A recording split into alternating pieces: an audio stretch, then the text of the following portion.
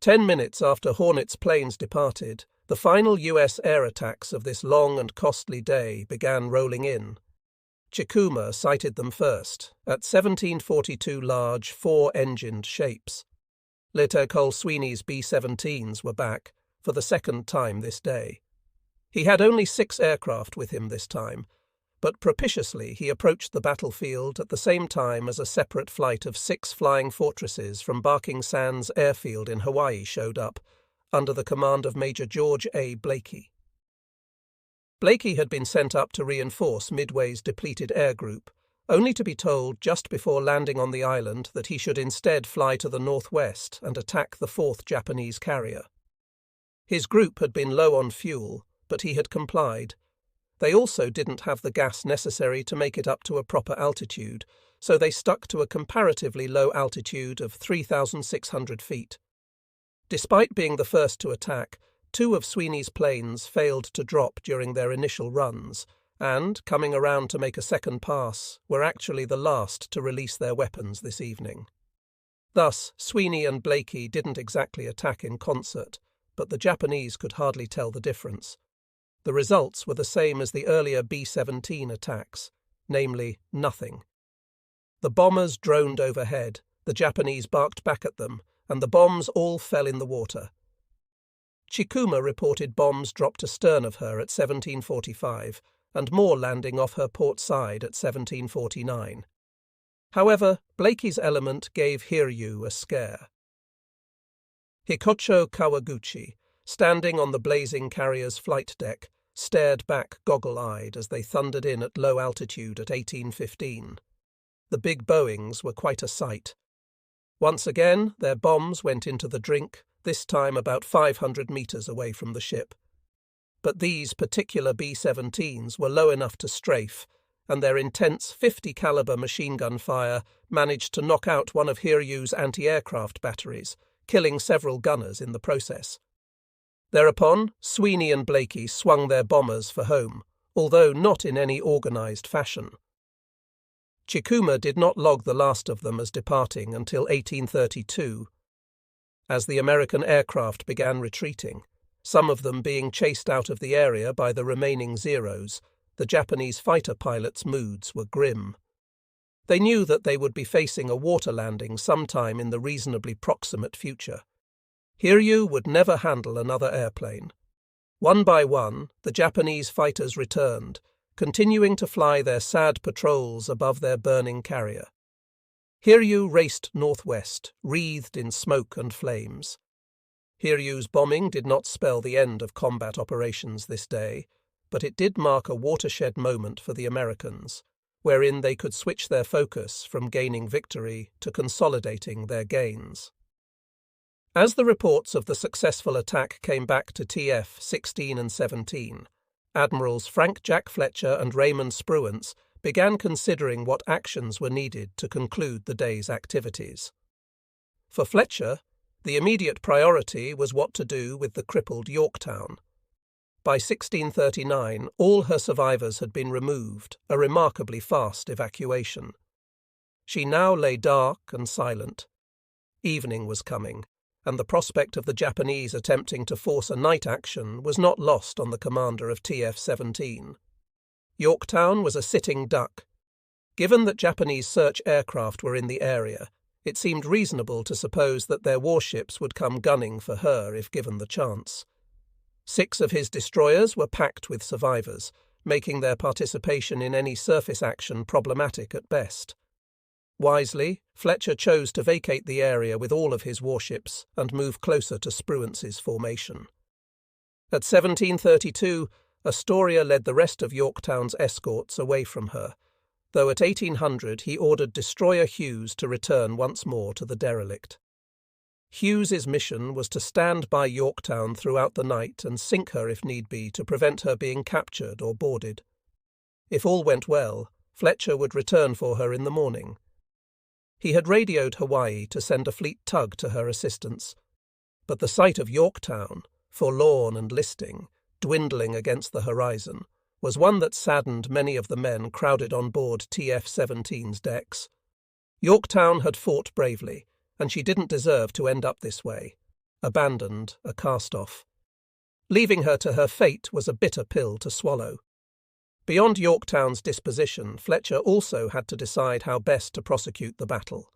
TF-17's power projection capability was now nil, and his ability to exercise tactical command over TF-16 was severely hampered. Therefore, when Spruance dutifully asked his superior for further instructions, Fletcher graciously replied that he had none and that he would conform to Spruance's movements. Fletcher had, in effect, told his subordinate to fight the battle as he saw fit, a profoundly selfless and practical act on the part of the senior American admiral. Spruance, for his part, wisely wanted no part of a night battle with the Japanese. The day's events had turned out remarkably well for the Americans, but Spruance was also cognizant of the heavy cost that victory had extracted. Yorktown was crippled, the air groups badly depleted, and the torpedo squadrons practically wiped out. Spruance knew that the Japanese probably outgunned him in surface forces and would be itching to even the score. He knew that at last report, the Japanese invasion forces to the west were still bearing down on the island. Furthermore, he had no idea whether he had accounted for all the Japanese carriers in the neighbourhood. While none of his sighting reports thus far had betrayed the presence of any more than 4 carriers, intelligence reports prior to the battle had indicated the Japanese might use as many as 5 flight decks. Indeed, the fact that some of Sweeney's B-17s had been set upon by Zeros well after Hiryu had been bombed might indicate that the enemy had another carrier. Furthermore, no one knew what tomorrow might bring and whether or not they would have to fend off yet more Japanese attacks on the island. To do that, he needed to preserve his remaining strength at all costs. This was no time for rashness. Charging west after the enemy, despite the fact that the Japanese had been badly beaten, could offer Spruance nothing that was worth the risk of jeopardizing either of his remaining carriers. Accordingly, he determined that after recovering aircraft, which would be completed by about 1915, he would move east until midnight. Thereafter, he would turn north for an hour, and then return west as the night waned. According to his logic, he would thereby preserve his standoff distance to the Japanese, but also be in a position to support Midway by daybreak. Spruance was subsequently criticized for his perceived lack of aggression in following up his victory as promptly as possible. In so doing, the logic goes, he missed opportunities for attacking Yamamoto's main body or Kondo's support forces, both of which he might have been engaged had they been closer the following day. Such criticisms not only ignore the fact that the information Spruance had at his disposal was far from perfect, but they also ignore the primary aim of Chester Nimitz's battle plan, to destroy the Japanese carrier fleet. This Fletcher and Spruance had achieved. At this juncture, the only way Yamamoto or Kondo's forces could reverse the verdict of the day was if Spruance allowed them to, by blundering under their guns. Spruance had won air supremacy for the US Navy and thereby owned the initiative. No Japanese force in the vicinity, no matter how powerfully armed, had the ability to force the issue so long as Spruance kept them at arm's length. His movement east guaranteed that he would retain his current advantages. By so doing, he wisely sealed his victory over the Japanese. Much like Admiral Fletcher, around 1800 Admiral Nagumo was faced with a very difficult decision. What should be done with the burning carriers? The conventional wisdom has always claimed that Soryu and Keiga sank shortly thereafter of their own accord. However, a careful reading of the evidence reveals that Nagumo had both carriers deliberately scuttled. The reasons for this are manifold. However, at the core lay Nagumo's desperate desire to try and find a way to move actively against the Americans, which by late afternoon meant precipitating a nighttime engagement. Kondo was clearly of like mind as he continued charging eastward to Nagumo's aid. At 1750, doubtless thinking that his ships would be called on to join with Nagumo's in their sweep eastward, Kondo radioed the units of his subordinate commands, detailing the manner in which they would engage the enemy. As was to be expected, they would rely mainly on torpedoes. Kondo ordered the torpedoes in his force set to a relatively shallow running depth of 4 meters an implicit indication that Kondo expected to be fighting cruisers and destroyers this evening, and not heavier carriers and battleships. The problem was that at that very moment, when the Japanese forces needed to be most active, the majority of Nagumo's remaining destroyers were essentially immobile, tied to their burning charges. Near at hand, Kazagumo, Makigumo, Yugumo, and one other unnamed destroyer were actively assisting Yamaguchi's burning flagship. Some 60 miles to the south, Isokaze and Hamakaze bore witness to Soryu's agony, while not far to the southeast from them, Nowaki and Arashi were keeping watch over Nagumo's former flagship. Still further west and south, Hagikaze and Maikaze attended to Kaga. Thus, 10 of Nagumo's tin cans were currently unavailable for night operations, and some were quite far away. Kaga's 2 consorts were nearly 80 nautical miles from Nagumo's flag, a good 3 hours steaming, and the guards around Akagi and Soryu weren't much closer. Clearly, if the force was to mass in time to fight a surface battle to the east, it was essential to deal intelligently and expeditiously with the stricken carriers. Therefore, despite Nagumo's obvious desire to continue trying to save them for as long as possible, as dusk came on, other factors began taking precedence. Nagumo needed destroyers for 2 reasons. First was their firepower.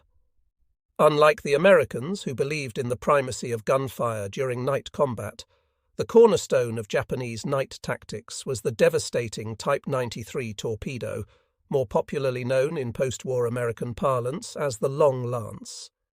Between Nagumo's 11 destroyers and 3 cruisers, his diminished fleet mounted 120 torpedo tubes. 88 of them were carried by the destroyers, making their participation indispensable. The second reason was that of scouting. Before the advent of radar, the only way to locate an enemy at night was to find him either with spotting aircraft or with one's own warships. Nagara had the only night-capable recon plane in the force, and it was unlikely that her E-11A1 would be able to sniff out the Americans by itself, although the moonlight might be a factor in its favour. Realistically, though, Nagumo's only hope was to spread his vessels out and search optically. Standard night search doctrine prescribed a number of linear formations that were all designed to cover as much territory as possible while still maintaining central control over the formation.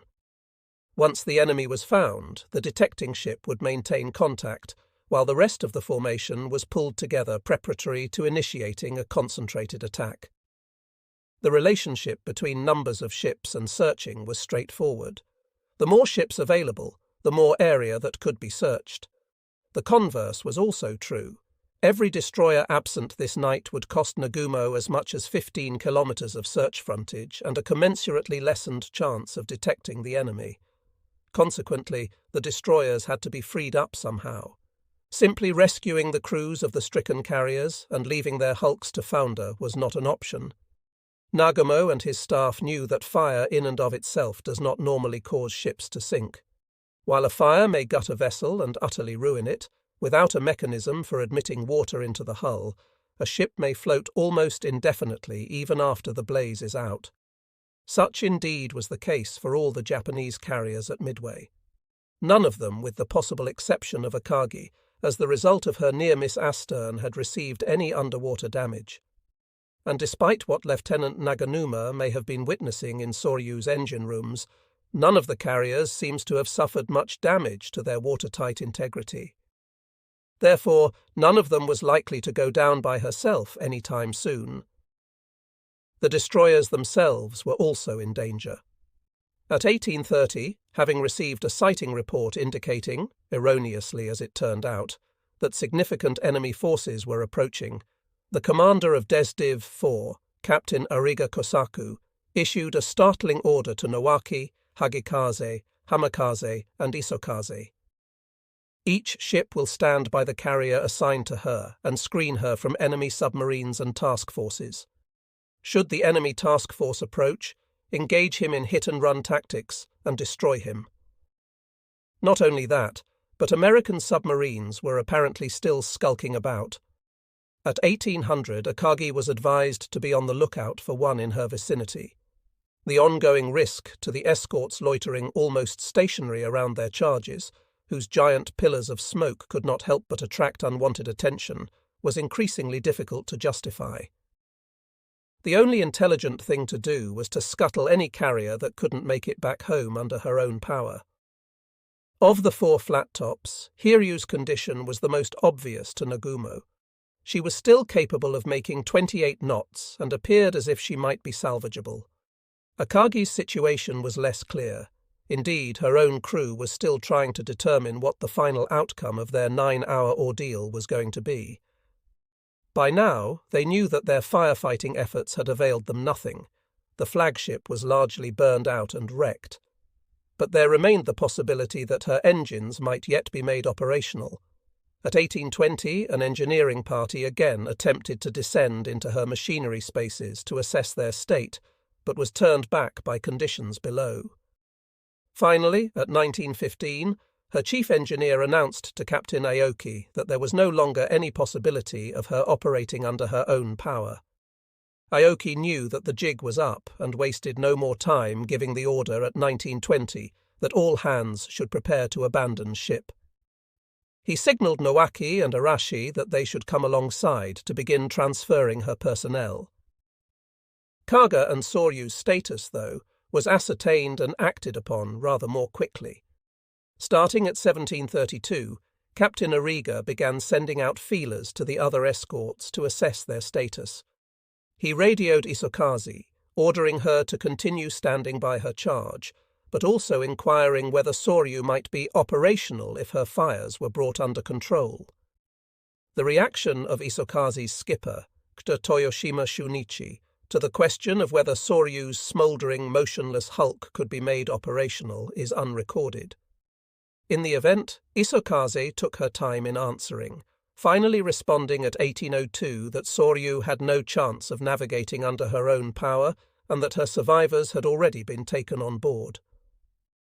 At 1800, just before Isokaze replied, Ariga sent another message to both Soryu and Kaga's escorts, asking whether either carrier was in danger of sinking. Kaga's escorts had previously signalled at 1700 and 1715 that she was inoperational, that the Emperor's portrait had been taken on board Hagikaze, and that Kaga's crew had been recovered.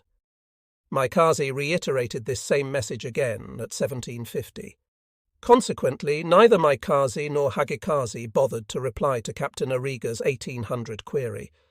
The implication of their silence was clear enough. By around 1805, then, Ariga knew that Kaga and Soryu were clearly beyond hope. As a result, the only possible course of action open to the Japanese was to call a halt to the desultory firefighting efforts. Any parties still on board the 2 vessels needed to be recovered, any men left in the water picked up, and the carriers disposed of, so that their destroyers could go about their business. This is exactly what transpired. It must be noted that no explicit order to scuttle Soryu or Kaga is preserved in the primary signal record of the day, the Nagumo report. Instead, the previous accounts of the battle would have us believe that Soryu and Kaga sank strictly of their own accord. Senshi Sosho also supports this notion, at least with regards to Kaga. Yet it is fascinating to note that in Kaga's case, Senshi Sosho admits that it draws primarily from the remembrances of Commander Amagai for its account of her sinking, and Amagai maintained that Kaga had not been scuttled. Yet it has already been established that Amagai was not always the most reliable witness to the day's events. Furthermore, there is no question that he, as senior surviving officer, had more personal embarrassment to suffer from her scuttling than any of her other survivors. Taken together, his rather strange, unsolicited denial of Kaga's scuttling to his American interrogators shortly after the war begins to take on the character of a man who doth protest too much. And there are numerous pieces of evidence that suggest a rather different picture. At the top of the list are the particulars surrounding the demise of the 2 carriers. Both sank within 12 minutes of each other at around 1915, ostensibly as the result of large explosions on each. But both carriers had now been burning for nearly 9 hours, with no indication that they were prepared to sink any time soon. Indeed, the fires on both were apparently subsiding to some degree. For that reason, Soryu's Hikocho, Commander Kusamoto, was assembling a firefighting party to return to the ship at around 1900. However, as he was about to do so, he was obliged to refrain from his actions because Soryu, in the words of Senshi Sosho, began to sink. This is an interesting turn of phrase to use in conjunction with what was supposed to have been a sudden, cataclysmic explosion. Likewise, there was apparently a small firefighting party still on board Kaga at this time as well. A cutter had been sent over from the Hagikaze to bring them off, but the men had merely asked that a hand pump be sent over instead. Shortly thereafter, the cutter returned, this time with a written order that the men abandon the ship. The presence of a written order suggests a rather premeditative quality to her forthcoming demise. Finally, it is interesting to note that at almost this same time, 1920, Captain Aoki finally ordered Akagi abandoned. As he did so, he specifically requested that she be scuttled by torpedo, though that order was subsequently countermanded. In sum, the spontaneous presence of large explosions on both Kaga and Soryu within 12 minutes of each other at about this time is clearly a little too convenient to be believable. Another interesting piece of circumstantial evidence is a gap in the recorded communications of Des Div 4. Captain Ariga's orders to his units were all dutifully recorded in the Nagumo report, but there is a gap of 3 numbered messages from Ariga between 1830 and 2100. This omission in his recorded conversations, coming just after his earlier pointed inquiries as to the status of the carriers, is intriguing to say the least, especially since any messages ordering the disposal of the carriers would logically have been issued during this time period. Although it is impossible to say for certain that such messages were transmitted by Ariga, it must also be noted that the Japanese were not shy about destroying the operational records associated with this particular battle, particularly those that contained unpleasant facts. This is apparently what happened for the logs of Tone and Chikuma after the battle, logs that might have helped explain the failure of Tone's No. 4 aircraft to launch on time during the morning. It is perhaps not surprising that the recorded messages for Desdiv 4 met the same fate. Taken together, it is clear that the reason that Soryu's Hikocho was not allowed to reboard Soryu at about 1900 was that her fate had been determined even as Kusamoto was assembling his damage control party. One can well imagine his shock at being informed that his ship was about to be scuttled. While we can only speculate on Kusamoto's reaction, we know how at least one of Soryu's senior officers felt about the matter.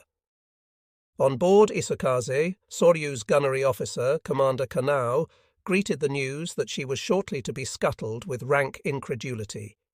He argued bitterly with Isakaze's commander Toyoshima, saying that the order should not be carried out.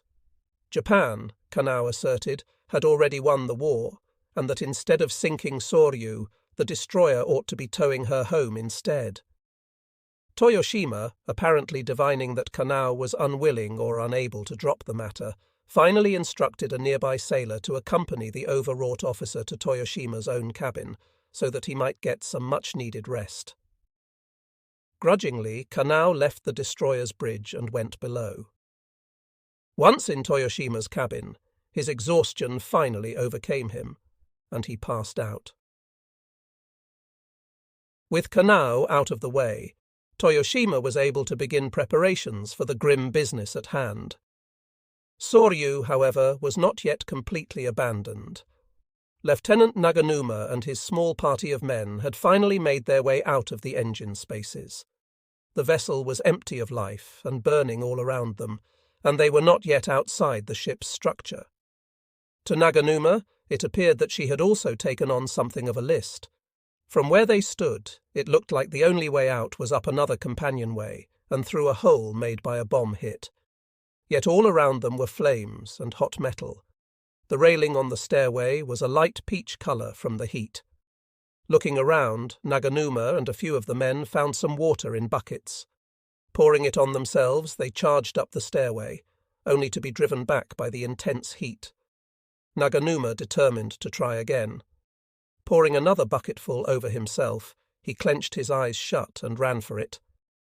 Somehow he managed to make it up to the deck. Another engineer, Horita Kazuaki, was right behind him, but that was it. The others were either unable or unwilling to try their chances. From below, Naganuma heard them singing a military song. The sound was enough to make Naganuma weep. Now on deck, Naganuma and Horita debated what to do. The ship was noticeably deeper in the water, but they did not know whether or not it was safe to start swimming. Suddenly, there was a large jolt, which, as we shall see, was likely one of Isokaze's torpedoes striking the ship, probably at around 1912. Naganuma's decision was made for him as he and his companion were thrown into the ocean. Naganuma suddenly was concerned lest the ship sink too close to them and they be dragged under by the suction. They simply swam for it. After about 200 meters, he looked back over his shoulder. Soryu's bow hung above them almost vertically. To the two men in the water, their eyes stinging from fuel oil, the hull of the carrier seemed enormous. As they watched, fascinated, Soryu plunged rapidly backward into the sea. The water, which had been calm up to this point, was suddenly choppy. Enormous bubbles and spouts of water were still leaping up from the ship's grave. The two survivors realized with horror that they were being dragged back in toward the ship. Naganuma and Horita struck out again with a will, trying desperately to escape the vortex. Soon, though, the terrifying moment was past, and they were left to make their way unmolested. They also found that they were not alone. Other small clumps of men still remained in the water. Naganuma wondered what was to become of him. At a conscious level, he felt ashamed that he had survived, and remorseful for his lost companions. He heard their doomed singing in his head yet again. He was not a strong swimmer, and could only manage to keep himself afloat with the breaststroke. No floating wreckage presented itself, so he had no choice but to make do the best he could. He realized that he was very hungry, and wondered if he was going to live. He found, though, that he no longer feared death. Living or dying either seemed acceptable. His body, though, ignored his internal musings and simply kept swimming. Finally, a destroyer hove into view. Naganuma recognized it for a Tokugata, special type, the Japanese name given to the world's first modern destroyer, the Fubuki, and all her numerous descendants. The ship was closing to within a few hundred meters in the rapidly gathering darkness, and Naganuma realized that it was now or never. His ambivalence to the prospect of death suddenly vanished. He waved his arms and shouted himself hoarse. Gratifyingly, a sailor on board the destroyer waved back. Not knowing what else to do, Naganuma simply floated, waiting. Finally, a canvas bucket was cast down to him, and he grabbed hold. Strong hands pulled him upward effortlessly, along with Horita. Naganuma fainted as soon as he hit the deck. Down in the captain's cabin on board Isokaze, Kanao had heard and felt two large explosions. Lurching back to consciousness, he was at first sure that Isokaze had been hit. But the ship was moving, and nothing seemed amiss. Still too exhausted to move, he had not been able to determine the nature of the explosions, and soon passed out again. It was not until the next morning that his shipmates told him Isokaze had scuttled Soryu with 3 torpedoes. She had begun listing soon after the hits, and had then upended and sank stern first with an eerie gurgling at 1913. 5. 5 minutes later, a large underwater explosion occurred in her grave. Out of her nominal complement of 1,103 officers and men, 711 had perished, the highest mortality percentage of any of the Midway carriers. At 1915, Hamikaze radioed a single terse message to Nagumo. "Soryu has sunk." Somewhere to the west, a similar scene was playing out around Kaga. Below decks on Hagikaze, Yoshino Haruo heard the intercom hiss and then announce, "Regrettably, since we cannot tow Kaga back home, with remorse we will now sink her. All those who are able should go topside immediately to say farewell." Yoshino made his way topside, already teeming with Kaga's men. Akamatsu Yoji was there as well. Over 700 of the carrier's survivors now crammed the two diminutive tin cans, and it was literally standing room only for the unwounded. The casualties littered the deck plates everywhere. Hagikaze was lying off Kaga's starboard side, with both ships' bows pointing generally northward. The sun had gone down some 20 minutes before, at 1856, leaving Kaga lit by the sunset. To Yoshino, the scene had the appearance of a shadow painting. The aviator could detect no signs of Akagi anywhere. She must have been out of sight over the horizon. Then he took a last long look at his ship. It was clear that even if she could have been towed all the way back to Japan, Kaga would never sail again. Here, at the end of her terrible trial, everyone could see that she was fit for nothing more than the scrapyard. Her lower hull appeared to still be in good shape, but everything above was wrecked. Her midsection, from the bridge all the way aft to the rear elevator, had been utterly destroyed. Induced explosions had remorselessly demolished the hangars, chewing their way down all the way to the level of the lower main deck and the 8-inch casemate mounts. Where the hangars used to be, only a hellish pit of smoking, blackened metal remained. It was filled with charred structural members, melted and deformed aircraft pieces, and sundry equipment from the decks above, a hideous tumbled graveyard lying over the hundreds of men who lay entombed in the engine rooms. The pit still smoked and spat. Yoshino could see all the way through the abyss to the sea beyond. It was as if the heart had been ripped out of the vessel. Only at the extreme rear, where the flight deck was supported by 4 massive pillars, and there had been nothing to burn, did a stump of intact decking remain. It stood there, suspended 50 feet above the ghastly charnel house of the hangars, almost in mockery of the countless sorties that had emanated from what had once been one of the largest flight decks in the Japanese Navy. The damage to the forward hangars was similar, although somewhat less severe. However, the port side of the forward hangars was blown asunder, doubtless because the ordnance lift had been located here. Flames, though much diminished now, still greedily licked at the openings. Kaga's island was smashed, almost as if a giant's hand had slapped the bridge, crushing it forward and down. The whole of it was charred and black, the paint having been consumed in the blaze, leaving only the scorched metal. Inside, the bodies of Captain Okada and his senior officers still lay where they had fallen. In all, 801 of her crew now lay dead within the shattered wreck. To Yoshino and the other men who had served on board her, Kaga's current state was cause for the bitterest sorrow. He now tasted the full dregs of defeat for the first time. Hagikaze's skipper, Commander Iwagami Juichi, could waste no more time observing nautical niceties. He had already brought his destroyer into an optimal firing position, a couple thousand meters off Kaga's starboard side. He could hardly have missed so massive a target. The survivors heard the hiss of compressed air as both of the destroyer's quadruple torpedo tubes were slewed around to port. On command from the captain, a single fish was fired from each and slapped into the water.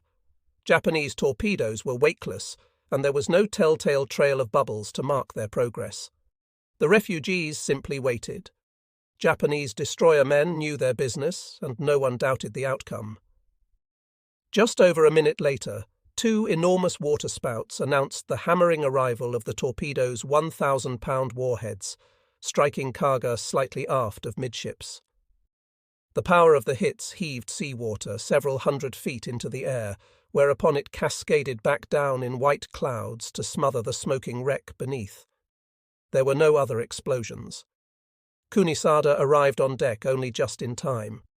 He had been sleeping in a corner below, but had been roused by communications man, Oda, his companion of many hours together in the water, who informed him that Kaga was soon to be sunk. Painfully, he had made his way topside to the foredeck, where he found Hikch Amagai standing beside the forward 5-inch gun mount, staring off at the hulk. Maeda Takeshi stood watching as well, tears streaming freely down his face, like many of his shipmates around him. Slowly, and still on an even keel, Kaga began swooning stern first into the waiting arms of the sea. On Maikaze, one of the carrier's aviators, Latea JG, Morinaga Takayoshi watched in silence. Maikaze's skipper, Sea Doctor Nakasugi Seiji, remembered later that it was a horrendous sight to see a huge warship like this vanish, but she went nobly. It took several minutes, so dignified was her sinking. Finally, at 1925, the water closed over the forward flight deck, and she was gone. Only massive bubbles and some floating debris remained. The men simply stared. The sun, too, had now fully departed, and darkness descended. Next to Kunisada, Amagai mumbled to himself, "I should have died with her," and his head fell. The Hikichi was dejected in the extreme, and regretted leaving the ship. Amagai blurted out to the damage control officer that of the 14 senior officers on board. Only he and the chief surgeon had survived the ship's ordeal. Many of them had been lost in the initial moments of the attack. One of the few to survive the blaze, the ship's chief paymaster, Lieutenant Dr. Matsukawa Takeshi, had at least made it into the water with a group of other survivors, but Amagai had seen his strength finally give out. Matsukawa had simply said to the men bobbing around him, "I'm dying now," and had sunk out of sight. Amagai particularly lamented the losses among the engineering staff. Scarcely a stoker or engineer was to be seen among the survivors.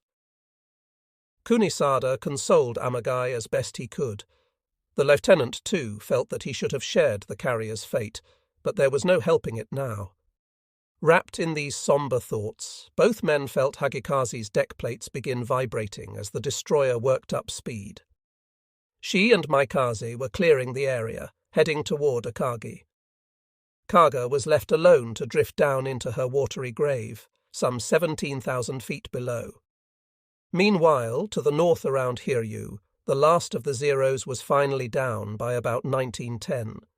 9 aircraft in all ditched, and ironically not a single pilot from Hiryu was among them. They had all been refugees from either Soryu or Kaga. One by one they plopped into the water close aboard the Japanese escorts. Nagara and the destroyers swung into action, picking up the pilots. Kid Butai was now completely devoid of air cover. This wouldn't matter much in the coming darkness, but all the men of the task force knew what it would mean come the morrow. To one sailor on board Yugumo, the fleet's fate now was a matter of time. We resolved to do our utmost and await the orders of God. Hiryu remained underway at 28 knots, but despite her ability to steam, she was in desperate peril. The fires were eating away at her remorselessly, moving aft along the hangar decks. Down in the engine spaces, Ensign Mandai and Chief Engineer Aimune were still stuck. Mandai began noticing that the white overhead paint was blackening as the deck above heated. Soon, burning flecks of paint were drifting down onto the grease-covered engines, starting little fires wherever they touched. The air was stifling, and the ventilators were beginning to admit smoke and fumes into the compartments. Once the paint was off the overheads, the engineers could only watch in horror as they slowly turned red and began to glow. Nagumo, like Spruance, had no idea what this night would bring. Indeed, he still had no very clear idea of what he was up against. Between 1320 and 1832, Tone No. 4 and No. 3, and Chikuma No. 2 and No. 3 had all been on the air at one point or another, having spotted portions of the American forces. But these reports did little to enlighten Nagumo as to the true strength or intentions of the enemy. It was apparent that the American carrier formations were operating separately, and that his aircraft were consequently catching only fragmented glimpses of their total strength. However, as the day wore on, and the magnitude of the defeat grew, so too did the scale of the enemy in the eyes of Nagumo. By the time the last of his aircraft broke off contact, around 1830, Nagumo was convinced that he was still up against a large number of American carriers, despite his having, so far as he knew, already knocked out 2 flat tops. Furthermore, it appears that Crew Div 8 did Nagumo a disservice in terms of accurately transmitting what its float planes were observing. Crucially, the matter of the Americans' course was bungled. At 1728, Chikuma's No. 2 aircraft stated that the Americans were retiring to the east on a course of 070 degrees, modifying this at 1732 to a course of 110 degrees. Subsequently, at 1810, Chikuma No. 2 reported the Americans on a heading of 170 degrees, that is, due south. Neither of these courses would bring the American carriers near Kid Butai, which was then almost due west of TF-16. Yet at 1830, when Crew Div 8 offered up its own staff assessment, it reported the Americans were heading westward. Worse, it overestimated the size of the American fleet, pegging them at 4 carriers, 6 cruisers, and 15 destroyers. Crew Div 8's air staff was apparently certain that Chikuma No. 2's previous reconnaissance reports had been of separate forces. Indeed, that Chikuma had simultaneously sighted 2 task forces containing 2 carriers apiece, while flying near a cloud bank at low altitude. However, the reasoning behind Crew Div 8's staff reversing the direction of the American advance remains largely unfathomable. At this point in the battle, Nagumo was in no position to argue with what his remaining air assets were allegedly telling him, nor to quibble over the size of the enemy force that had smashed the 4 finest carriers in the Imperial Navy. Though he had now disposed of 2 of his cripples, Nagumo found himself in no better position to prosecute a night battle than he had been before. Not only were the enemy forces arrayed against him apparently far more powerful than originally thought, but he also still had very few destroyers close at hand. By 2100, the weary mobile fleet was in position 32° 10'N, 178° 50'E, on course 320, making 20 knots. Thus far, the burning Hiryu was still managing to maintain good speed. For the time being, therefore, Nagumo's priority was clearly to continue shepherding the stricken carrier, while waiting for his other destroyers to rejoin him. However, it does not appear that the destroyers were making good progress in this regard. At 2100, Captain Ariga of Desdiv 4 signalled 6th Fleet's submarines and conned that 6 of his ships were still maintaining patrols quite near Akagi. Not only that, but Isokaze, Hamakaze, Hagekaze, and Maikaze were all loaded to the gills with survivors. If and when Akagi was finally scuttled, Nowaki and Arashi would be similarly burdened because the flagship's refugees were even now being brought on board. Nowaki duly reported completing her mission of mercy at 2200. Only 1 man remained on board Akagi, now Captain Aoki. He had informed his staff that such was his attachment to the carrier that her fate would be his own as well. They were disinclined to allow him to stay, but the captain furiously insisted on it. He ordered them to tie him to the anchor capstan, and there they left him. However, Akagi's final fate was to be long in coming, as Yamamoto personally ordered at 22:25 that the scuttling be delayed. As events would prove, though, no orders would be forthcoming from Yamamoto regarding her final disposition for 7 more hours. By 0030, having left Aoki aboard Akagi more than 2 hours earlier, her Hikocho, Masuda Shogo, apparently decided that enough was enough. Organizing a party, he piled into one of Arashi's cutters, taking Commander Miura, Akagi's navigator, and Captain Ariga with him. Rowing back over to Akagi, they found Captain Aoki still lashed to the ship. Over his protests, Commander Miura pointed out that since Akagi would eventually be scuttled by their own torpedoes, he didn't have to sacrifice himself in this way. Aoki was still unwilling to depart. Finally, Captain Ariga, who was senior to Aoki, gave him a direct order. Aoki had no choice now but to follow his staff back to Arashi. In retrospect, it might have been kinder for Aoki had his men left him be. Destined to be the only Japanese carrier commander to survive Midway, he would be haunted by Akagi's loss the rest of his life. Meanwhile, Hiryu had finally ground to a halt at 21:123. Up until this point, Hiryu still had both a working fire system and engine power. Her crew had been fighting the fires with every hose at their disposal. But with power gone, their efforts were flagging. Now, the flagship of Desdiv 10, destroyer Kazagumo undertook the dangerous task of moving close alongside the carrier.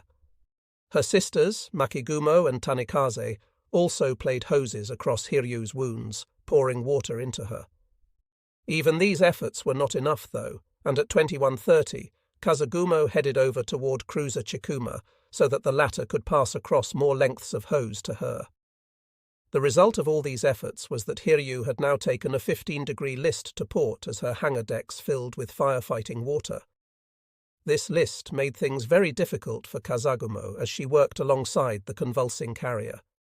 Commander Yoshida Masayoshi brought her as near as he could. Too near, in fact, for the galleries of Hiryu broke the destroyer's mast. The other destroyers played continuous streams of water onto the fires as best they could, while the heavier units continued circling the wounded ship at a respectful distance. At this point, Kid Butai was no longer really capable of bringing the fight to an outsized enemy, and as the evening wore on, Nagumo had begun to realize it. Accordingly, at 21:30, he transmitted a fateful status report to Yamamoto, basically repeating Crew Div 8's earlier erroneous assessment of 5 enemy carriers, later revised downward to 4, 6 cruisers and 15 destroyers, all heading westward. He also informed Yamamoto that his own forces were protecting Hiryu and were retiring to the northwest at 18 knots. For Yamamoto, the last hour had been stressful in the extreme. At 1800, he had received a report from Nagumo confirming that Kaga was done for, followed shortly by news of Hiryu's bombing. By now, Yamamoto and Ugaki were both becoming increasingly concerned about Nagumo's handling of the battle. Subsequently, the Yamato had transmitted orders to all units of Combined Fleet at 1915 that were intended to set the night's priorities. Yamamoto signalled, "The enemy fleet, which has practically been destroyed, is retiring to the east. Combined Fleet units in the vicinity are preparing to pursue the remnants and at the same time to occupy AF, Midway. The main unit, i.e. Yamamoto's main body, is scheduled to reach position, grid, Fumeri 32, on course 90 degrees, speed 20 knots, by 0000, 6th, i.e. June 5th, local time. The mobile force, occupation force, less Crew Div 7, and advance force will immediately contact and attack the enemy." 5 minutes later, Yamamoto sent additional amplifying instructions. Submarine 1168, which had been loitering off of Midway, was to shell the enemy airfield.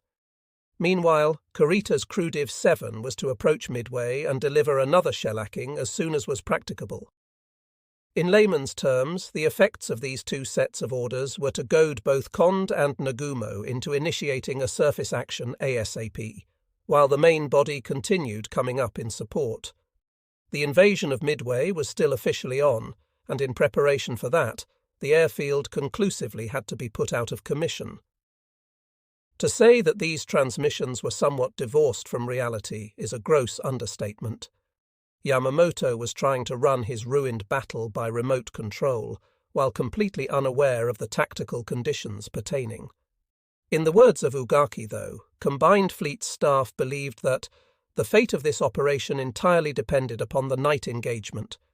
Yet, at this critical juncture, it was Ugaki's opinion that Nagumo's command had become entirely passive. This was an ironic statement, in that it was partly the aggressiveness of Ugaki's favourite, Admiral Yamaguchi, that had led Kid Butai to the point where it could no longer realistically take the offensive. However, it is important to note that at this point in time, Yamamoto and Ugaki had different information in hand than Nagumo. The only report the Commander-in-Chief had received from Crew Div 8 was Chikuma No. 2's 1733 transmission, indicating the enemy carriers were retiring to the east. This had arrived on the bridge of Yamato at 1836. Combined Fleet staff had apparently not received any of Crew Div 8's subsequent flawed analyses regarding the likely strength of the enemy or his latest movements. Thus, Nagumo's 2130 transmission, opining that the enemy consisted of 5 carriers heading west, appeared to Ugaki and Yamamoto to be totally without basis. Nagumo's corollary decision to withdraw to the northwest was the final straw. In Ugaki's opinion, a strong lashing order by the Supreme Command was the only way to remedy the prevailing situation. Ugaki, as we know, had never been shy of applying the lash when it came to the commander of Kid Butai. It came at 22:55 in the form of an order relieving Nagumo of command and ordering Kond to take control of the mobile force, except for Hiryu, Akagi, and their respective escorts. Nagumo Chichi was stripped of command and left to preside over the fates of 2 burning derelicts, while the aggressive Kond was put in charge of the coming night battle. 25 minutes later, Yamamoto radioed Kond, asking him to elaborate on the movements of Crew Div 8 and the second section of Bat Div 3. In other words, he no longer trusted Nagumo to give him credible information regarding the movements of Kid Butai's heavy forces. Nagumo's reaction to his relief is not recorded, but it cannot have been a happy one. Stuck as he still was on the cramped bridge of Nagara, he had watched as his command over the day's events had constricted into a smaller and smaller sphere. Now he was completely out of the loop. Ironically, just 5 minutes before Yamamoto relieved him, he had transmitted a message to the commander-in-chief amplifying his earlier assessment and repeating that the Americans were heading west with 4 carriers. He also clarified that none of his own carriers was operational. At 23:30, half an hour after being relieved of command, and probably imagining that Yamamoto simply didn't have adequate information in hand when he made his decision, he rebroadcast to Yamamoto that 2 Hornet-class carriers and 2 others of unidentified class were in the enemy fleet. It was as much as if to say, perhaps you didn't comprehend what was communicated earlier. Yamamoto and Ugaki, though, weren't in a mood to quibble over the facts. For his part, Kond was quick to implement his superior's bidding. At midnight, he sent out orders to his subordinate commands Desron 2, Crew Div 5, Crew Div 4, and Desron 4, informing them that they should expect to encounter the enemy sometime after 0100. The cruiser squadrons were to be distributed in line abreast, with the first section of Bat Div 3, Hie and Congo, trailing them by some 10 kilometers. The destroyer squadrons would take up either flank of the search line, with a 6-kilometer separation between all ships. He instructed Kid Butai to participate from the north. Nagumo, however, apparently did not comply with either Yamamoto or Kond's orders. It is difficult to escape the impression that, strong lashing orders notwithstanding, Kid Butai was solely focused on saving Hiryu, if at all possible, and rescuing survivors. Nagumo's non-compliance raised some eyebrows in his force. The skipper of battleship Kirishima, Captain Iwabuchi Sanji, sent a message over to Admiral Abe in Crew Div 8, politely opining that, as a supporting force, they perhaps ought to be supporting the night action currently getting underway. Speaking up in such a fashion was bold enough, but it was rather unprecedented that Iwabuchi also bypassed his own divisional commander to send the message directly to the screen commander. The implication was clear. Iwabuchi felt that the screen should be pressing eastward without waiting for Kond. Abe declined to answer his subordinate, and the screen stayed where it was. Nagumo would be fully occupied with Hiryu until 012, when he finally came about and began moving not east but west toward the main body. The reason for Nagumo's final retirement is clear around midnight. It became apparent that Hiryu was done for. Although she had wallowed to a stop some 2.5 hours earlier, it seemed for a while as if her fires were being tamed. However, 2 minutes before midnight, Hiryu was hit by another tremendous induced explosion, and the fires on the hangar deck once again blazed up fiercely. Although Captain Kaku would hang on for another few hours, Nagumo apparently felt that the ship's doom was sealed. At about the same time, judging that he had moved eastward long enough to forestall any Japanese attempt to engage him, Admiral Spruance was considering his next course of action. Heading directly up the enemy's line of retreat to the northwest would place his own forces in potential jeopardy, he concluded. Therefore, he came about to shape a course due west at a leisurely 15 knots. Thereafter, Spruance decided to get some rest. If ever the phrase ice water in the veins applied to a man, it was to Raymond Spruance. But as he explained to an interviewer years later, "I had good officers with me, they knew their jobs, they would carry on. Why should I not sleep soundly?" Furthermore, he knew that tomorrow's actions would be potentially just as dangerous, and he needed to be fresh to face them. Back on board Yamato, Spruance's opposite numbers were suffering from the same stress-induced fatigue and poor judgment that the American admiral sought so assiduously to avoid. As Spruance was turning in, Yamamoto and Ugaki were beginning to have doubts about the wisdom of their earlier orders. It was now 23-30, and the enemy had yet to be encountered. Ugaki concluded that there was little prospect of challenging the enemy with a night engagement before dawn, and warned the operations room not to let the night engagement force go too far, thus bringing the situation after dawn beyond control. Some quick usage of the calipers on the map also revealed another fact: Kurita's Crew Div 7 would never reach Midway before they were hopelessly exposed to American air power. Accordingly, at 00:15, Yamamoto issued orders ordering Kond and Nagumo, less Akagi, Hiryu, and their escorts, to all fall back on Yamamoto's main body. 5 minutes later, he signalled Kurita's Crew Div 7 to abort its bombardment. These orders were clearly precursors to the inevitable. Still, there were men in Combined Fleet staff who could not or would not let go of the notion that victory could somehow still be wrested from the enemy. Kuroshima and Watanabe, the two staff officers with perhaps the greatest emotional investment in its planning, came up with the idea that the main body's battleships should continue advancing on Midway the following morning and pulverize it with their heavy guns. Carrying what he later termed his crazy explanation up to the bridge in a frenzy of excitement, Watanabe laid out his plan. Yamamoto listened to his staff officers politely, then said, "I am sure you have studied in the Naval Staff College that Navy history teaches us not to fight against land forces with naval vessels." A suddenly chastened Watanabe responded that he had. "Your proposal is against fundamental naval doctrine," Yamamoto continued, "and it is too late now for such an operation. This battle is almost coming to an end." He ended by criticizing his staff's willingness to take unfounded risks. "You've been playing too much shogi." Ugaki lost no time in piling on his own disapproval. "You ought to know very well the absurdity of attacking a fortress with a fleet," he said, continuing. "It is the plan of a fool without a brain to challenge a hopeless game of go again and again out of desperation." Watanabe and Kuroshima retreated back to Yamato's operation room. To Watanabe, it was clear that Yamamoto had already given up on the operation, and now he had little choice but to cut new orders of the most dreadful kind. When next he returned to Yamato's bridge, he was carrying a draft order to reassemble the fleet and fall back toward Japan. Yamamoto dutifully approved them, and at 0255 Yamato began transmitting. "Combined Fleet Deso Port, 161. 1. Occupation of AF, Midway, is cancelled. 2.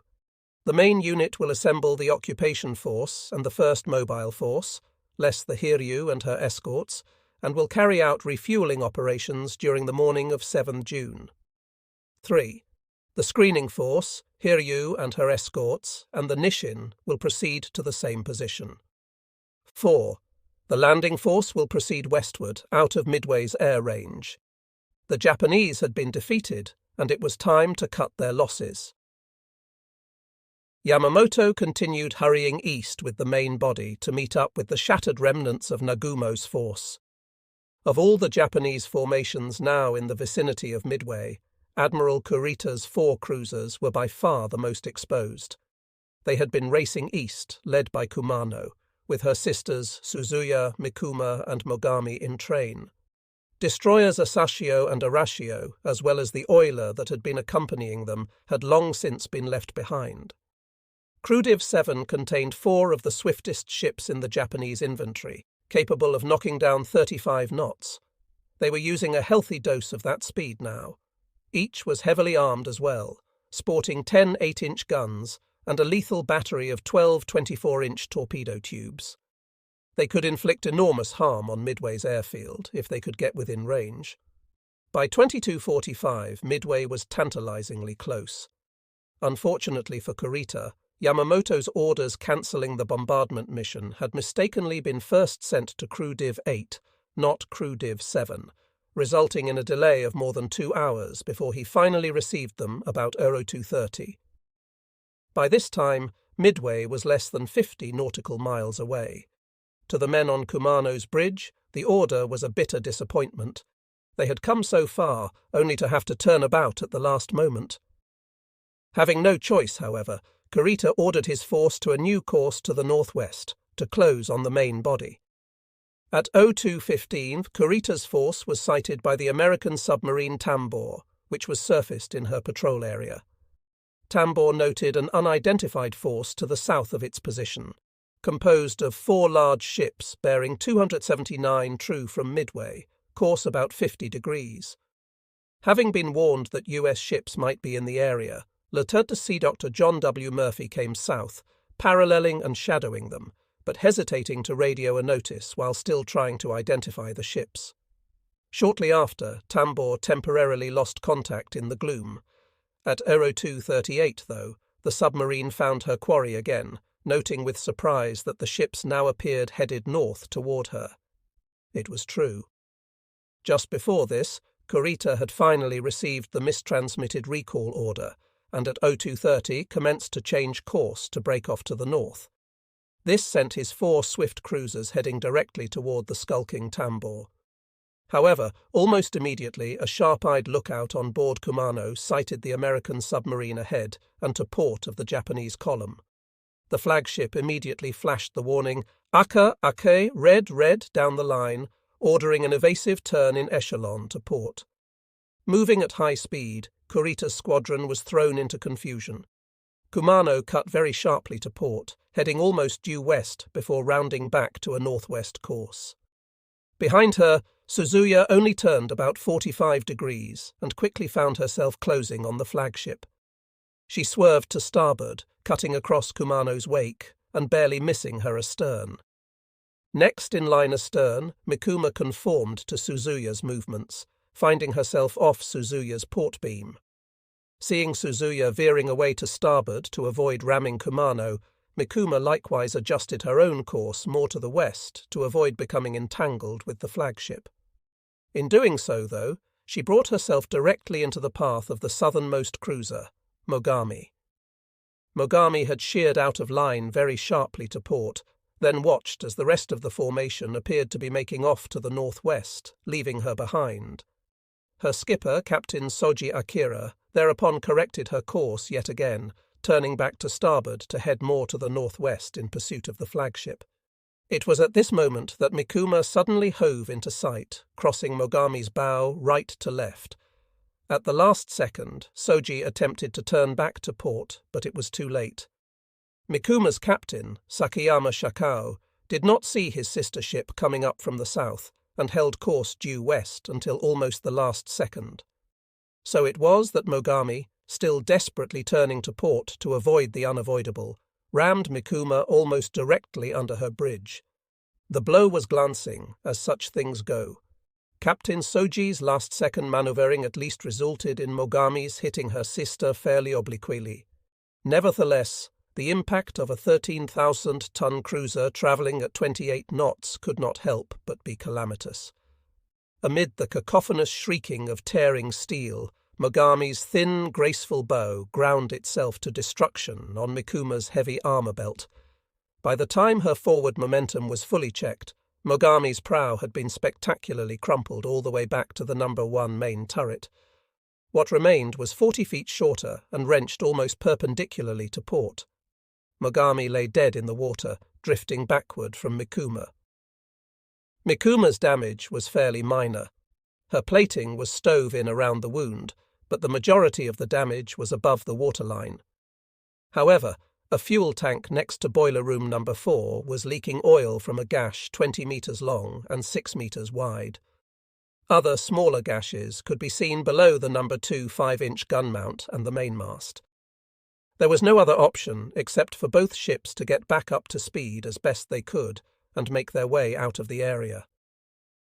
Admiral Kurita reluctantly ordered Kumano and Suzuya ahead at high speed. Mikuma was detached to escort Mogami out of the battlefield. Kurita radioed for Desdiv 8 to come east and meet the lagging pair. The best speed Mogami could do was 12 knots, and even at this slow pace, she handled like a barge. Limping away, less than 100 miles away from an enemy base, the odds were not good for her survival. Japanese damage control, as we have seen, was often far from exemplary. Yet on this occasion, Mogami's damage control officer, Lieutenant Saruwatari Masayushi, displayed an acumen that would have made any navy proud. He rallied the disoriented repair parties in the bow area and oversaw the shoring up of the watertight compartments in the area. If his ship was going to be rammed bent proud into a seaway, she would need all the stiffening she could get. Next, he ordered the jettisoning of every piece of inflammable material that could be found. Almost heretically, in a navy that exalted firepower above all other things, this included the cruiser's torpedoes. Mogami carried 24 Type 93s. Each of these 30-foot monsters was equipped with a 1080-pound explosive charge, the largest, most lethal torpedo warhead in the world. Being powered by pure oxygen, everyone was filled with enough oxidant and kerosene fuel to escalate almost any fire into a catastrophic inferno. If they were attacked by aircraft, and any fool could tell that they were likely to be on the receiving end of such unwanted attentions once the sun rose, a bomb hitting amidships would have the potential of igniting a total of 12 tons of high explosives, 24,000 litres of compressed oxygen, and a couple tons of kerosene to boot. Accordingly, Saruwatari summarily consigned the Type 93s to the deep. Mikuma's damage control officer, however, judged that since her own damage was slight, she would be best served by retaining her Type 93s.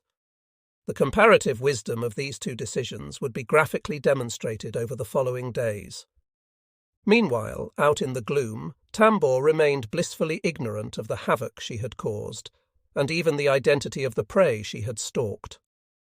At 0251, Tambor noted the strange ships had changed course even farther to the west from their northerly heading, after which she lost contact. It was not until 0300 that Lieutenant Murphy finally got off a contact report to Pearl Harbor and Midway. Worse yet, his report was incredibly vague.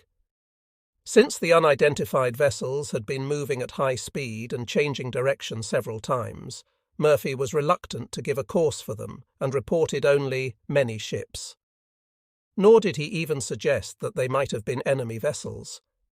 It was not until 0437 that Murphy finally confirmed that the many ships in question were, in fact, enemy cruisers. This tardiness was soon to cause great frustration for Admiral Spruance. In the meantime, another submarine, this one Japanese, was also at work off Midway. Unlike Crew Div 7, no one had bothered getting word to I-168 that the bombardment mission was now off. Lieutenant Commander Tanabe duly surfaced his vessel off the east side of the lagoon at 0120 and let fly with a few rounds.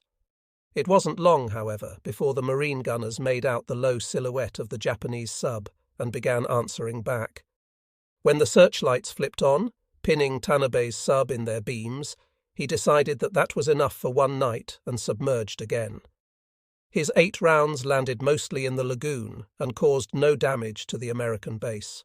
However, his shelling certainly rattled the American defenders. They had no way of knowing what the next day would bring, and whether they might have Japanese battle wagons parked on their doorstep in the morning. Even before Tanabe's visit, Midway had already been a hive of activity. The island was in a shambles, with bombed installations, and the destruction from Tomonaga's morning attack still in evidence everywhere. The fuel tanks on Sand Island had continued to blaze well into the night, meaning that refueling the base's B-17s was proceeding laboriously by hand. Indeed, even as Tanabe was shelling the island, Midway still had combat aircraft in the air. These were not patrol aircraft, but rather a squadron of dive bombers. A patrolling PBY had reported 3 burning carriers to the northwest of the island. Though it had been drawing close to sundown, Captain Cyril Simard ordered his base's remaining attack aircraft into action. He designated Major Benjamin Norris, who had taken command of Lofton Henderson's VMSB 241, to lead out his aircraft 6 SBDs and 6 of the older SB2Us.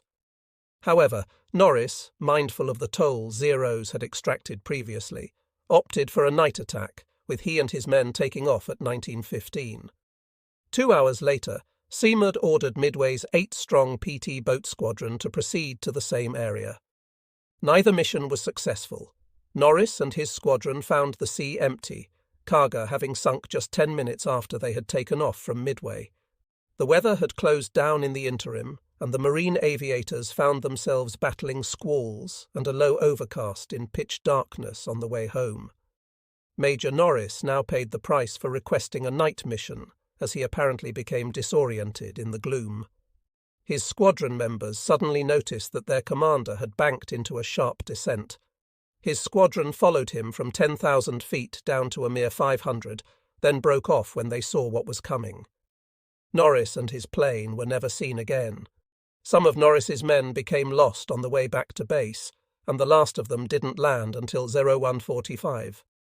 The PT boats, too, spent a long, fruitless evening chasing around in search of Japanese vessels that had already sunk. At 02:30, even as he was wondering what to do about Hiryu, Admiral Nagumo sent out a comprehensive battle summary to Yamamoto. In it, he described the day's happenings in more detail, noted the damage to his ships, but still opined that Hiryu might yet be able to be saved. However, even as his superior was informing Yamamoto of these matters, Yamaguchi was preparing to play out his final act. In contrast to Nagumo, Yamaguchi had concluded the carrier was beyond salvation. At 02:30, he ordered the crew assembled in preparation of abandoning ship. By 02:50, the remaining crew, nearly 800 men, were gathered on the flight deck near the bridge. The bridge was smouldering, and fires still burned in the hangar deck forward, casting a weird light on the proceedings. As soon as all were assembled, Captain Kaku and the Admiral addressed the men. Kaku spoke first, exhorting them to carry on the fight. They would, he was sure, become the core of an increasingly powerful Japanese navy. Yamaguchi then went on to say that he was proud of Hiryu's crew. He placed the loss of Hiryu and Soryu solely on his own head, and as atonement for those failings, he intended to stay on board to the end. The rest of the men, he commanded, were to abandon ship and carry on their loyal service to the Emperor. Next, Yamaguchi ordered the men to face west toward Tokyo, and 3 banzais were issued. Last of all, Hiryu's battle ensign and the Admiral's flag were lowered. There was an ominous braying of bugles. The ship's crew were playing Kimigayo, Japan's national anthem, as the flags were taken down for the last time. It has been noted by another historian that your average Western admiral would surely have forgone the necessity of keeping 800 crewmen standing around for over half an hour on a flaming, badly listing carrier while he indulged his taste for melodrama. But in Japan, it's important to observe the niceties, regardless of the immediate circumstances surrounding them. Even the wounded were in attendance. Bomber Maintenance Chief Arimura, despite his serious injuries, remembered watching the flags come down from where he lay on the flight deck. Now, with the ceremonies concluded at 03:15, Captain Kaku finally gave the order for the exodus to get underway. There was no panic. Arimura was carried to the aft end of the flight deck with the other injured men. He was terribly thirsty and called out for water. His punctured lung was turning every breath into a bloody froth, and one of the men nearby said that if he drank any water he would die. Another sailor demurred, saying, "Yosh, it'll be all right," and instead handed Arimura a beer. If the maintenance chief were destined shortly for the hereafter, far better to meet it on terms of equanimity. Arimura, however, had no intention of giving up the ghost just yet, and to him the beer was the very nectar of the gods. Makigumo was waiting alongside the carrier's port side. Like Kazagumo before her, Hiryu's overhanging flight deck demolished her mainmast in the process. First over the side was a lieutenant, clutching the Emperor's portrait. Next came the wounded. Arimura was tied to a board and lowered to the destroyer's deck. The wounded were soon packed into every available spot. They were being attended to as best Makigumo's crew might, but the conditions for providing decent care were far from ideal. Flight Lieutenant Kadano Hiroshi, Hiryu's 3rd Section attack aircraft Buntaicho, was a typical case. His kanko had been damaged in the morning strike on Midway, and his leg had been badly shot up by American fighters. Now the corpsman told him the limb had to come off. The only available space for the amputation was the deck in one of Makigumo's heads. With the crew in the process of debarking, Yamaguchi said goodbye to his staff. It was at this point that Captain Kaku announced that he too was going to share Hiryu's fate. Yamaguchi understood his sentiments. "Let us enjoy the beauty of the moon," the admiral intoned. "How brightly it shines," agreed Hiryu's skipper. "It must be in its 21st day." Lieutenant Sea Doctor Kiyoma Takeo, Cardiff 2's engineering staff officer, took this opportunity to intercede with Captain Ito, Yamaguchi's chief of staff. "Surely," Kiyoma said, "the admiral's staff ought to try to rescue him, even if they had to do it by force." Ito demurred, saying that even if the staff physically carried him off the ship, the strong-willed admiral would surely kill himself later. Yamaguchi having declared his intention to stay on board, Ito felt that the thoughtful way would be to let him do as he wishes. Thereupon Ito approached Yamaguchi directly, declaring that the admiral's staff had decided that they wished to stay with him to the end. Yamaguchi would have none of it. "I am very pleased and touched by the staff's desire to remain with me, but you young men must leave the ship. This is my order." The same stern reply was given to Hiryu's executive officer, Commander Kano Takashi, when he suggested that the carrier's senior officers should stay with Captain Kaku. Failing mass suicide, Kiyoma suggested to Chief of Staff Ito that they ask the admiral for a souvenir to remember him by. Yamaguchi swept off his cap, handing it to Ito. The admiral and his staff then drank a final toast of farewell. The ship's paymaster noted that there was still a lot of money in the ship's safe and wondered what ought to be done with it. "Leave it where it is," Captain Kaku said. "We'll need it to cross the river Styx." To which Yamaguchi piped in, "That's right. We'll need it for a square meal in hell." 110. Ito asked if the admiral had any final messages before they departed. "Yes," responded Yamaguchi. He had two. "Tell Admiral Nagumo that I have no words to apologize for what has happened. I only wish for a stronger Japanese navy and revenge." The second message was for Captain Abe Toshio, the commander of Desdiv 10 in Kazagumo. "Scuttle Hiri with your torpedoes." 111. The speech-making was now at an end, and Ito and the others departed.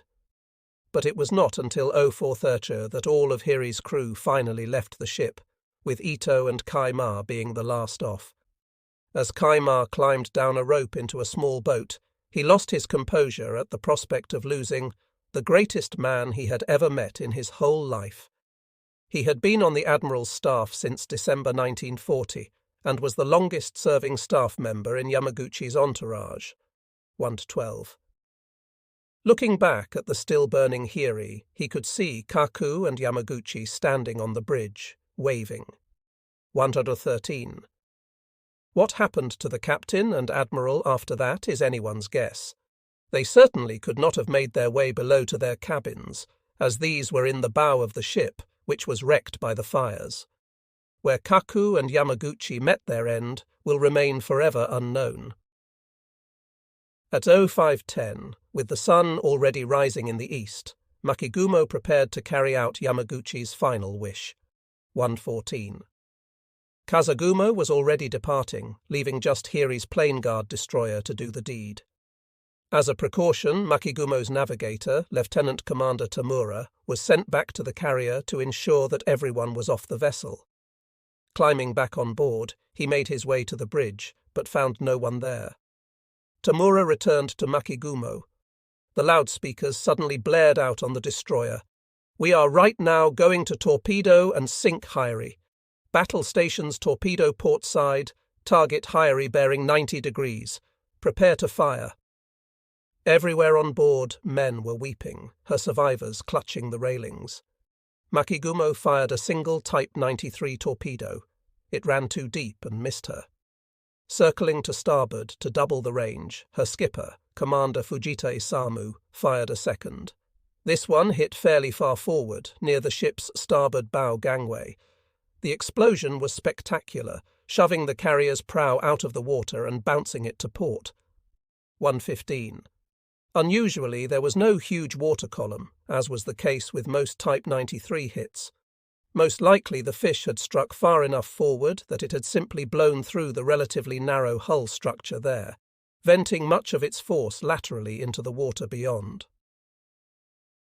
1:16. Whatever the nature of the hit, Commander Fujita apparently judged that Hyrie would not survive it. He turned Makigumo for home. It was at this very juncture that a group of men suddenly appeared on Hyrie's flight deck, waving their deck caps at the departing destroyer. But she did not come about. Fearing air attack as day broke, Commander Fujita apparently judged it better to simply leave the newfound survivors behind. 1:17.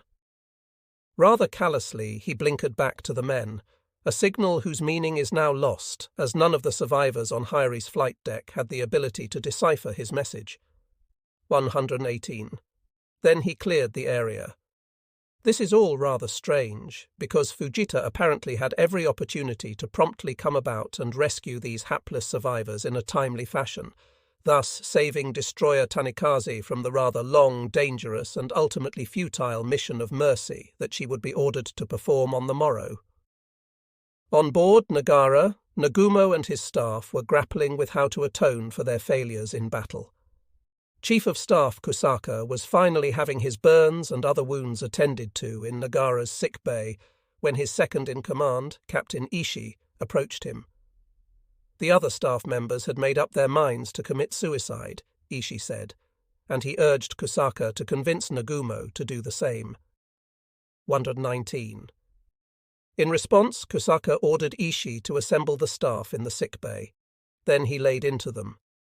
"I am against suicide," he told them firmly. His voice rising, he continued, "You are just like hysterical women. First you get excited over easy victories, and now you are worked up to commit suicide because of a defeat. This is no time for Japan for you to say such a thing. Why not think of turning a misfortune into a blessing through your efforts?" He ended by saying that he was going to tell Nagumo of his opinion. 120. Kusaka was as good as his word, and went to find Nagumo in his cabin. The commander of 1st Air Fleet to Kusaka appeared very downcast. Kusaka wasted no time in strongly voicing his opinions that suicide would solve nothing, and that Japan needed them to continue their efforts. Nagumo didn't perk up noticeably, replying to Kusaka that he appreciated his advice, but adding, "You must understand that everything a commander-in-chief does cannot be by reason." 121. To Kusaka, this clearly indicated that Nagumo was still contemplating suicide. "Come on," he continued. "What can you accomplish with a defeatist attitude?" Nagumo at this point relented. "Very well, I will never commit a rash act." In fact, there is every indication that Nagumo never rallied completely from this stunning defeat. His son recalled afterward that the admiral said nothing of Midway until 1944, when he was about to depart for the island of Saipan to take command of its garrison. After swearing them to secrecy, he conveyed the news of the terrible calamity to his two sons. Breaking into tears as he relayed his story, he described the destruction of his force and the slaughter of his men. 122. Nagumo left shortly thereafter, and would never return to Japan, eventually committing suicide as the final defense of Saipan collapsed around him. Nagumo's former flagship was about to meet her demise.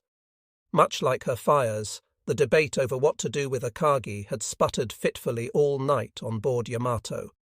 Now, as dawn approached, the argument blazed up again. Had the Americans been defeated by Kon's eastward rush, it was conceivable that they could have towed Akagi back to Japan. 123. Indeed, even as late as 0220, Kon had radioed Captain Ariga of Desdiv 4 asking Ariga to inform condition of Akagi immediately. 124. However, with daylight coming on, American air power would clearly prevent Akagi's being saved. To Captain Kuroshima, Akagi's impending demise was symbolic of the ruination of the operation as a whole. 125. It was simply unthinkable that the flagship should be scuttled. Weeping in frustration, he shouted, "We cannot sink the Emperor's warships with the Emperor's own torpedoes." 126. Staff Officer Watanabe remembered that with Kuroshima's anguished outburst, virtually all the members of Yamamoto's staff choked and stopped breathing. 127. It had been a long night, and Combined Fleet's staff was at the point of emotional collapse. To Chief of Staff Ugaki, Akagi's miserable fate was, of course, a cause for great regret. He couldn't help shedding a few tears for his commander-in-chief, guessing Yamamoto's feelings for his old ship. Yet in the end, as Ugaki realized, sentiment is sentiment, and reason is reason. 128.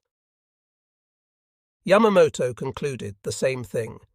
To do otherwise was to unnecessarily risk the other units still around her, or worse yet, to potentially allow her to fall into enemy hands. When he finally spoke, it was in grave, deliberate tones. "I was once the captain of Akagi," he said, "and it is with heartfelt regret that I must now order that she be sunk."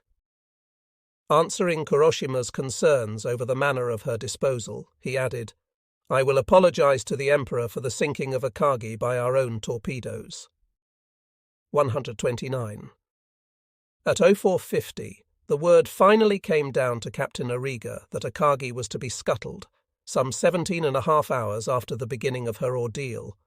Each ship of Desdiv 4 was to fire a Type 93 torpedo from a distance of between 1,000 and 1,500 meters. 1:30, Ariga's flagship Arashi formed Nawaki, Hagikaze and Maikaze into line behind her, and they passed up Akagi's starboard side from astern at 12 knots. Not unlike soldiers in a firing squad, each destroyer launched a single torpedo as they swept by. Then Ariga's formation cut in front of Akagi's bow, heading north to rejoin Nagumo. 131. 2 or 3 torpedoes slammed into the carrier's starboard side, heaving enormous waterspouts into the air. When the mist subsided, the men crowded along the railings could see Akagi quietly bowing her proud head in surrender to the sea. As she nosed under, everyone on board the destroyers broke into shouts of "Banzai! Akagi! Banzai!" By 0520, Japan's most famous carrier lifted her stern into the air, briefly exposing her mighty propellers.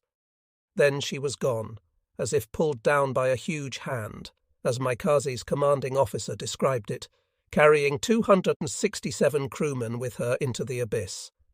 132. Nothing but enormous bubbles remained on the surface to mark her grave.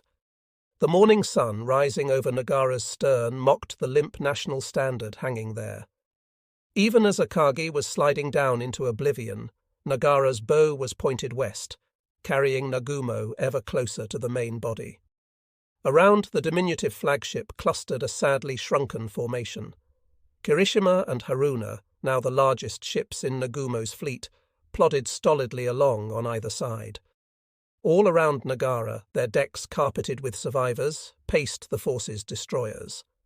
The carrier men, still in shock from the previous day's ordeal, had spent the night sleeping exposed on the tan linoleum decks of their former escorts.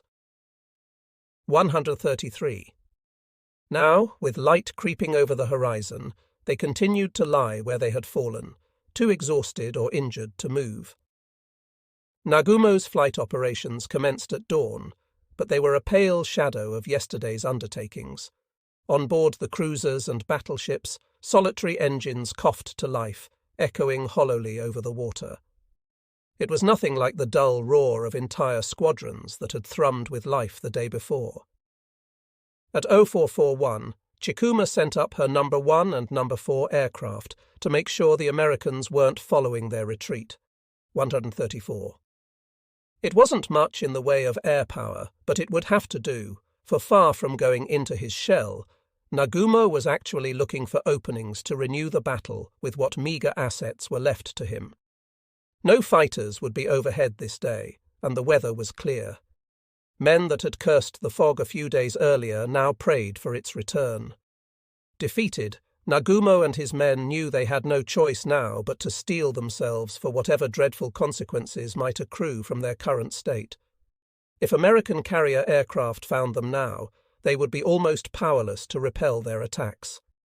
These same men remembered running rampant through their beaten foes just a few months before. Allied warships in the waters around Java, merchant ships and pleasure craft packed with civilians trying to flee the impending falls of Singapore and Surabaya. They had cut them all down like wolves among the sheep. Now the tables were turned, and it was the worst feeling in the world. They could expect no mercy. On board Yamato, Admiral Yamamoto had also rallied somewhat. Though he knew that the odds were distinctly against him, he had decided to try to salvage what he could from the situation. However, he had precious little to work with. His forces were essentially devoid of air cover, whereas the Americans now possessed total air supremacy. Even when Kond and Nagumo rejoined his fleet, he would have to contend with a dwindling fuel supply. Nagumo's ships would be packed with survivors, many of them wounded, and he had no clear idea of the enemy's intentions.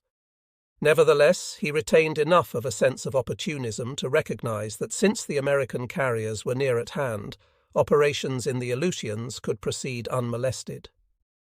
Kakuta's carriers would continue steaming south, of course, but Hosogaya's northern force could invade Kiska and Attu, albeit this couldn't occur until the 7th. Hosogaya's force already had the same idea and asked permission to carry out their invasion, despite its being cancelled the previous day. 135. After conferring with his staff, Yamamoto cut orders authorizing what Ugaki termed the devil-may-care landing operations, which resulted in Hosogaya heading northeast once again at 1000. 136. Yamamoto's immediate problem, however, was that Sunrise had found his main body all alone on the high seas, despite the fact that Nagumo's forces were to have joined up with him about this time.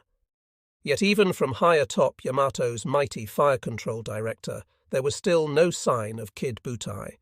Kond, at least, was on schedule, with his second fleet closing with the main body by 00815. 137. Yet Yamamoto was irritated that the rendezvous with Nagumo had failed. HS was ordered to launch a few of her old torpedo planes to search for Kid Butai. Yamamoto had little time to waste this morning. He needed to know Mobile Fleet's course and position ASAP if he didn't want confusion to reign over his forces. 138. Dutifully, the ancient little carrier huffed and puffed into the wind, struggling against a rather heavy swell. Her skipper, Captain Umetani Kaoru, would later earn a moment's commendation from Ugaki for completing her duty with a small number of planes in the face of bad weather. 139.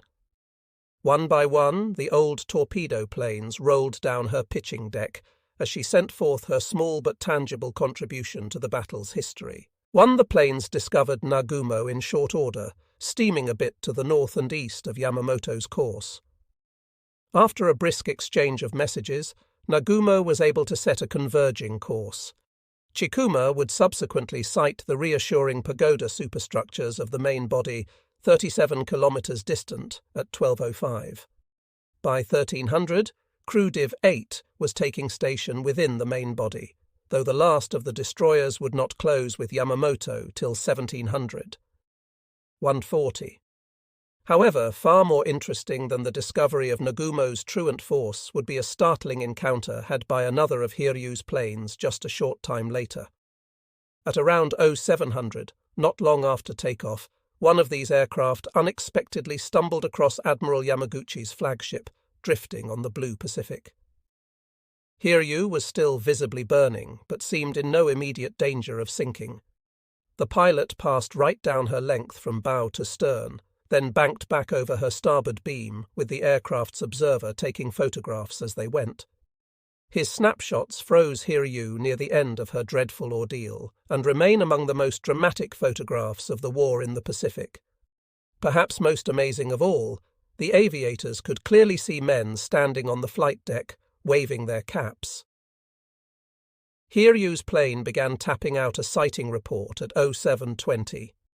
The men in question were the same crewmen who had unsuccessfully tried to flag down Commander Fujita and Makigumo about 2 hours earlier. They had been understandably heartened to see Hiryu's plane. After its departure, these crewmen retreated to the boat deck to await a rescue. However, at around 0830, they were surprised to discover that they were not alone. Hearing voices, they went back topside, where they unexpectedly encountered a party of over 30 men crouched down on the flight deck. These newcomers were the survivors of Dr. Aimune Kunize's engine room gang.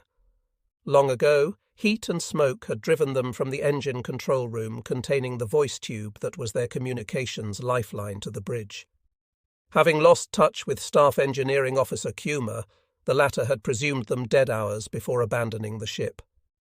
Thus, Aimune and his men, though far from dead, had been completely unaware of the order to abandon ship. At 0510, they heard and felt the whoomp of Makigumo's torpedo striking home. Having not heard a peep from the bridge in hours, Aimune judged that it was time to get out of the bowels of the ship. Most of the exits were still blocked, but they had found a way up to the next deck, where a fire was smouldering in the ship's rice storage area. Unfortunately, there was apparently no way out from the long corridor they were trapped in. The hatches at either end were blocked. Finally, one of the men spotted light coming from one of the welds, where fire or shrapnel had punched a small hole in the bulkhead. They were peeping into the ship's lower hangar deck, lit by dim sunlight. Aimune wasted no time in sending someone back below to fetch a hammer and chisel. If they couldn't find an exit, they'd make one instead. Eventually, they managed to chisel a narrow opening large enough for a man to climb through. Making their way into the hangar after 0800, they found everything deserted and strangely quiet. Fires were still burning here and there, but more unnerving was the sunlight streaming into the hangar through the enormous hole that had been blown in the flight deck. Finally making their way topside and looking about, they could see that the ship had been abandoned hours before. Commander Aimune, Ensign Mandai and the men were understandably furious and dejected. Worse, the men could see water slowly swirling onto the hangar deck forward. Ineffective as Makigumo's hit had been, Hiryu clearly wasn't going to float forever. To Commander Aimune, the situation appeared hopeless. Dropping onto the flight deck, he thanked the men for their good efforts and prepared for the end. Ensign Mandai, utterly spent by the long night's action, dozed off, only to be awakened by the small band of survivors from Hiryu's fantail. They quickly reported the exciting news of a Japanese plane having flown overhead earlier. It was clear from their description that it had been a carrier aircraft. It even had fixed landing gear. This unexpected news gave Aimune's party renewed hope. If there had been a Japanese carrier aircraft overhead, they might be rescued yet. The problem was that Hiryu was beginning to sink noticeably by the bow. They didn't have much time left to escape. Leading the party down to the ship's fantail, Aimune found 2 launches still lashed to the deck, and a 30-foot cutter already in the water immediately astern the ship. They set to work freeing the launches, but Hiryu began pitching down to take her final plunge. Aimune told the men to jump in and swim for the cutter. Over the side they went. Ensign Mandai hit the water and dove deep. When he made it back to the surface, he looked over his shoulder in awe. There were Hiryu's giant propellers coming up out of the water over his head, flashing wetly in the sun. He turned and swam like the devil, not wanting to be sucked under as Hiryu went to her grave. The next time he looked back, she was gone, carrying 392 of her crew with her. Shortly thereafter, an enormous undersea rumble announced her final demise. Aimune and 38 of the men made it into the cutter. Their watches had all stopped working between Aero 907 and Aero 945, putting a reasonable time box around the moment of Hiryu's final sinking. The men found the cutter stocked with hardtack, water, tallow, and beer. They were confident that Yamamoto would return for them soon, but in fact they would be adrift for the next 14 days, until being spotted by an American PBY and recovered by the seaplane tender Ballard on 19th of June. Along the way, they were to suffer many hardships. 4 of the men died of their wounds or exposure before being rescued. A 5th died the night after being brought on board Ballard. Commander Aimun, for all his wiliness in getting his men out of Hiryu's bowels, demonstrated less concern for them once they were in the boat together.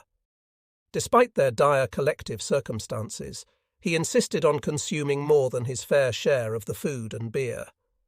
While he didn't know it at the time, he very nearly ended up as shark chum as a result of his insensitivity. A 30-foot open boat drifting on the Pacific was rather a misguided place to pull rank over an extra bottle or two of Asahi beer. As it happened, the Americans were having their own problems this morning, and many of them stemmed from submarine Tambor. For one thing, she had not managed to launch a torpedo attack against the cripples of Crew Div 7. Mogami's 12-knot speed of advance had proved enough, barely, for the Japanese ships to stay ahead of the submerged American submarine. More critically, as mentioned previously, Tambor's skipper, Lieutenant Sea Doctor John Murphy, had failed to describe the enemy's course or speed of advance adequately, leaving Raymond Spruance, who didn't receive Murphy's message until 0400, in the dark concerning the Japanese forces' intentions. The time from midnight to dawn was critical in positioning Spruance's forces for the following day's operations. He had kept what they felt to be a safe distance throughout the night, intending to avoid entanglements with any Japanese forces in the area. Spruance personally didn't believe that the Japanese force Tambor had spotted would still be intent on attacking the island after the pummeling they had taken on the 4th. But the potential downside of being wrong wasn't worth the risk. As such, he didn't come westward until he knew the Japanese were retreating, which Tambor did not relay until after So-600.